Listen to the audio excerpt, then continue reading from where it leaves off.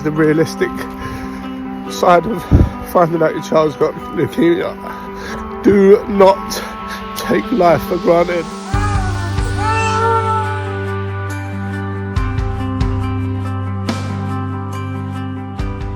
For those who don't know us, this is me, Scott. This is my wife, Katie, and this is our son, Super Ted. We are the Bridge family, trying to get the most out of this rat race we all call life. On the 24th of February 2023, our whole world got turned upside down when we got told our 9-month-old son had been diagnosed with high-risk AML leukemia. For anyone that doesn't know what that stands for, it's acute myeloid leukemia, which is a type of blood cancer. Yes, I said it. Cancer. As you can imagine, life froze. Every parent's worst nightmare was happening right in front of our eyes. With childhood cancer happening more and more frequently across the world, we decided to document our journey from start to finish to raise awareness and give cancer within children the exposure it deserves. We hope these videos give people a raw, in-detailed insight into what's involved, the treatment, the day-to-day hospital life, the emotions that come with having a child with cancer. So ladies and gentlemen, buckle up as we take you along on this whirlwind of a journey to save our son's life. And remember, live for today, as tomorrow is never promised.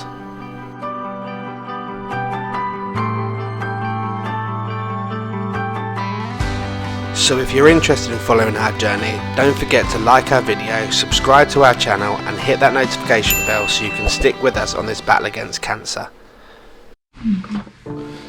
So we decided we're going to document this because about an hour ago we found out that our son Teddy has been diagnosed with leukemia. Whoa. I'm going to stop you there. What you are looking at here are two extremely numb, exhausted, broken parents trying to hold it together, knowing that the news that they had just received had changed their life forever. Not only was it the worst news that any parent could hear, never do you actually believe it would ever happen to you. We all go through life day by day worrying about the normal quibbles of life, when actually, until your life gets hit by a bombshell like this, it puts things into perspective. So let's rewind time and go back to the start to how we found out as a family that our son had cancer, and we're going to take you along with the journey with us. As you can imagine, this news came as a huge shock, and we didn't ever picture our life this way, let alone record it. So what you're about to see is raw day-by-day footage of our lead up to finding out Teddy's diagnosis. The last 2 days have been interesting. We went to Febuary Hospital on Wednesday night for 6 hours and found out he had gastroenteritis or something, which is basically a chronic shit. This next clip gives you an understanding of what gastroenteritis really looks like and sounds like.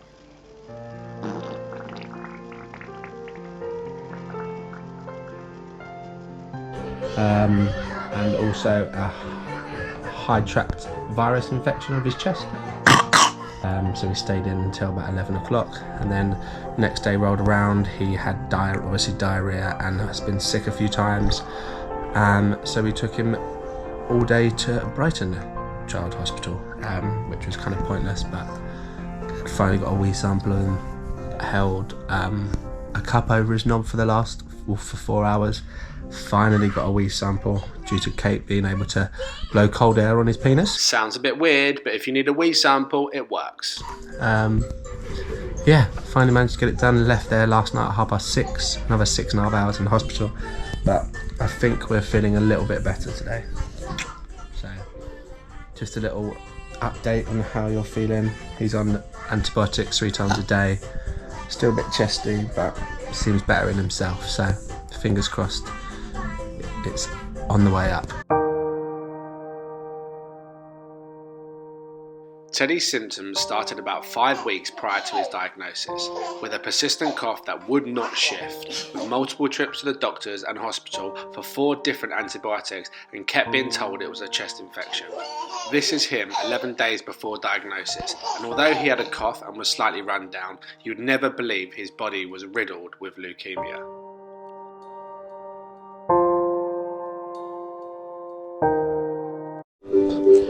We are now on the 18th of February. This little man has just been to the hospital again, but you went in an ambulance today, didn't you? Called 111 because his breathing rate was really high. I'm going to stop you there. Check this clip out to really understand what high breathing rate really looks like. Another symptom to look out for is if they're drawing in at the chest or the neck, and as you can see here, Teddy is doing exactly that. Although his breathing rate is only 70 beats per minute, he is still drawing in and struggling for that natural, smooth breathing rate. Anyway, where were we? Up at like 70 beats a minute, or breaths a minute. So called the ambulance, and the ambulance took him to Febuary, and they're happy that the amoxicillin antibiotic that he's on will take its toll. But yeah, back home, Airbnb cancelled. Time for some R&R. The adventure continues. It is now 1:45 on the same day, and we are heading back to hospital because his breathing is back up to 70. Second ambulance of the day. Although we thought that Teddy's breathing was at 70 beats per minute, check out this clip. It was actually a hell of a lot higher.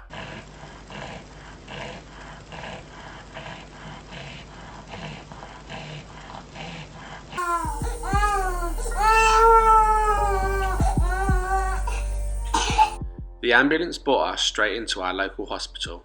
It happened to be the same doctor on shift we had seen 2 weeks prior. I pulled him to the side and asked him if he had children, to which he said, "Yes, I do." I said, "Well, please, just do me a favour and treat him like he was your own, because something isn't right." He did thorough checks on Teddy, and within the hour he had a cannula fitted, chest x-rays done, and we were admitted to a children's ward for further blood tests. Day 2. Check out my greasy hair. Greasy cool hair. Second cannula in, 5 attempts later. Because Teddy is so small, his veins are just as tiny, so to fit a cannula proved incredibly hard. This was so traumatic for him, and even more for us, to watch him try and fail 5 times over. When putting a cannula in, and it isn't a success, you can't use the same site again as the vein collapses, so you have to find another vein.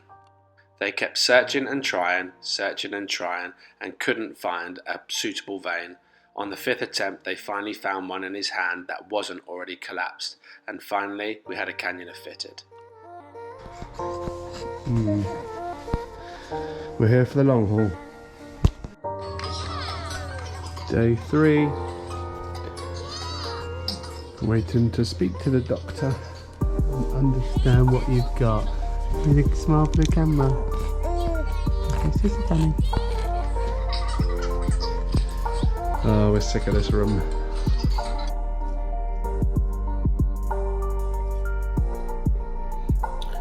So we just found out about Teddy's white blood cells having weird cells in, and it means one of 2 things. It means his infection that he's currently going through has created these weird cells, or the cells are malignant, which means cancer. Just a bit numb, very numb, but either way, I love you, mate. Change my world. We're gonna stay strong together. Me and you, gonna stay strong. Yeah? We'll get through this. For sure.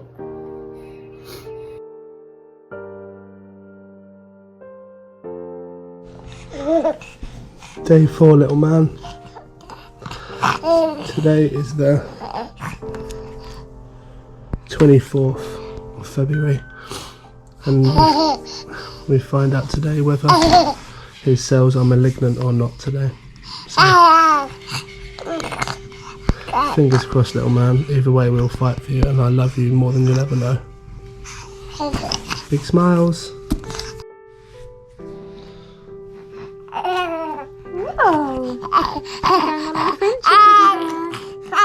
I'm going to London.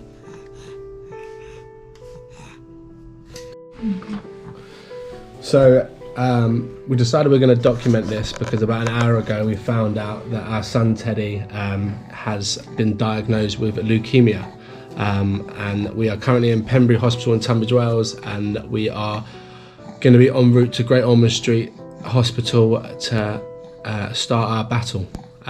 So here is the start of our documentation, and we're going to take everyone with us on this journey, including this little man himself.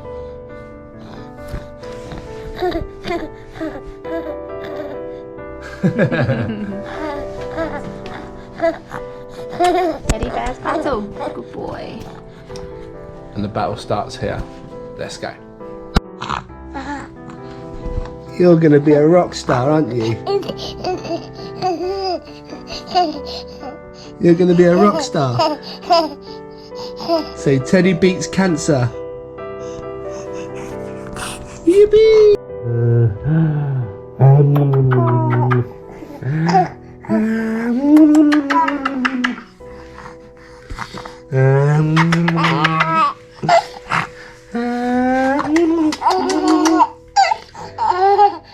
You are my warrior, you are my saviour, you are my everything.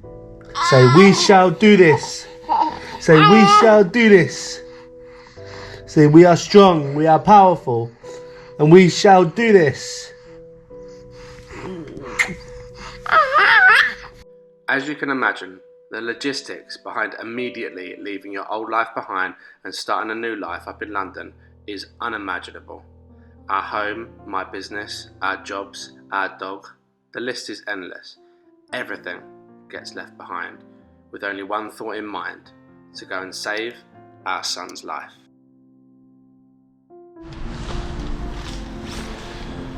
Could be the last Tesco's run, as hopefully we are off to Great Ormond Street Hospital tomorrow. Yeah, what a day.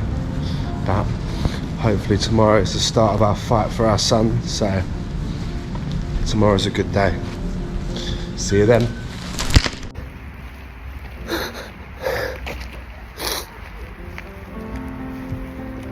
This is the realistic side of finding out your child's got leukemia.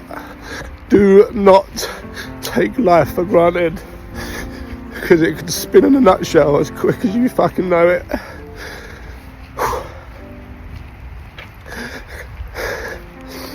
Just off to go and get some final bits from home, hopefully before we head off to Great Ormond Street.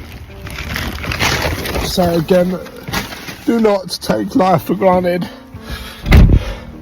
We live in a fucking cruel world, but it's time to fight for him now, so here goes nothing.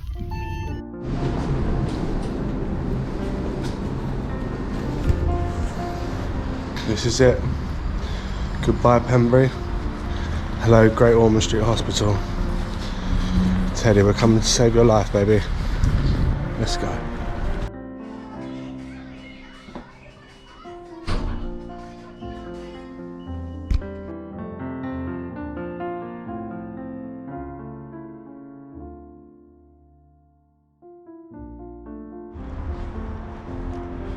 Teddy's ambulance. Next stop, London. Here we go. Next stop, London. Let's go, buddy. Time to save a life. We have finally left Febuary Tunbridge Wells Hospital, and we are heading for Great Ormond Street Hospital to go and save our son's life. I never thought I'd be saying that, but that is the situation we are in and the cards we have been dealt, and we are going to hit this hard, full on. So in an hour and 6 minutes we'll be entering our new home for the foreseeable future, until he comes out there a champion and rings that bell. So here's to the next few months. And just a message to anyone that sees this: never ever ever take your life for granted, because you never know when it's going to spin on a sixpence. Be happy and humble with what you've got. Squeeze your kids and tell them you love them every day. And go out there and enjoy life, because it don't last forever. That's me done for now, but this next 12 hours is going to be fucking tough. So, but I'm up for it. I've never feared a challenge, so I'm not going to start now. Let's go, Teds. The support we've received since Teddy's diagnosis has been truly unimaginable, and can't thank everyone enough. If you'd like to continue to support our journey, don't forget to hit the like button and subscribe to our channel to follow our huge fight against cancer. In our next video, we'll be taking you with us along Teddy's battle through his first round of chemotherapy, and trust me, it's one not to be missed. Before we go, please do me one favour. Live for today, as tomorrow is never promised.